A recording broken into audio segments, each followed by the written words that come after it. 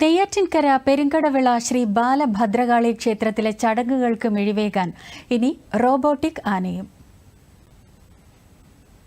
നെയ്യാറ്റിൻകര പെരുങ്കടവിള ശ്രീ ബാലഭദ്രകാളി ക്ഷേത്രത്തിലെ ആന ഇനി ഇടയില്ല. കൂച്ചുവിലങ്ങും പാപ്പാനുമില്ലെങ്കിലും ആന തലയാട്ടി നിൽക്കും.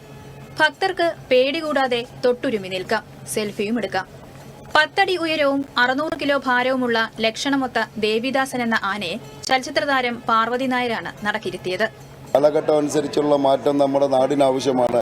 മൃഗങ്ങളെ മാക്സിമം ഒഴിവാക്കിക്കൊണ്ട് നമ്മുടെ പ്രകൃതിയെ മാക്സിമം ചൂഷണം ചെയ്യാതെ ഈ പൂജാ കാര്യങ്ങൾ ബാക്കി നടത്തിക്കൊണ്ടു പോകണമെന്നാണ് നമ്മുടെ ഭരണസമിതിയുടെയും ഈ നാട്ടിലുള്ള ഓരോ ദേവി ഭക്തരുടെയും ആവശ്യം. ആചാരാനുഷ്ഠാനങ്ങൾ നമുക്ക് സംരക്ഷിച്ചേ മതിയാവൂ എന്നുള്ളത് കൊണ്ട് തന്നെ അതിനുള്ളൊരു പോംവഴി എന്താണ് എന്ന് ആലോചിച്ചിരിക്കുന്ന സമയത്താണ് ഈ സംഘടന നമ്മളുമായിട്ട് ബന്ധപ്പെടാനുള്ളൊരു സാഹചര്യം ഉണ്ടാകുന്നത്.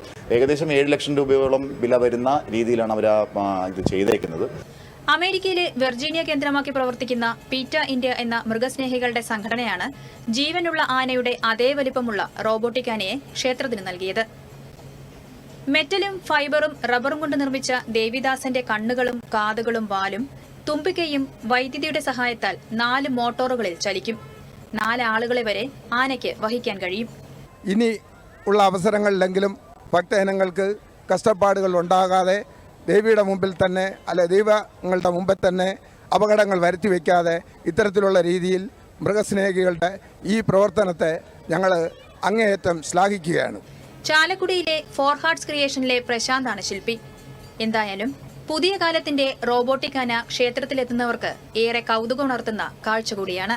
നമുക്ക് എല്ലാവർക്കും യഥാർത്ഥത്തിലുള്ള ആനയെ പേടിയാണ്. അപകടങ്ങൾ ഒഴിവാക്കാനും ഇതെല്ലാം ഈ ഡിജിറ്റൽ ആനയാണ്, ഇപ്പോൾ റോബോട്ടിക് ആനയാണ് വളരെ നല്ലത്. എല്ലാവർക്കും അടുത്തിടപഴകാനും അപകടങ്ങൾ ഒഴിവാക്കാനും ഇതുകൊണ്ട് കഴിയും. News desk, Doordarshan.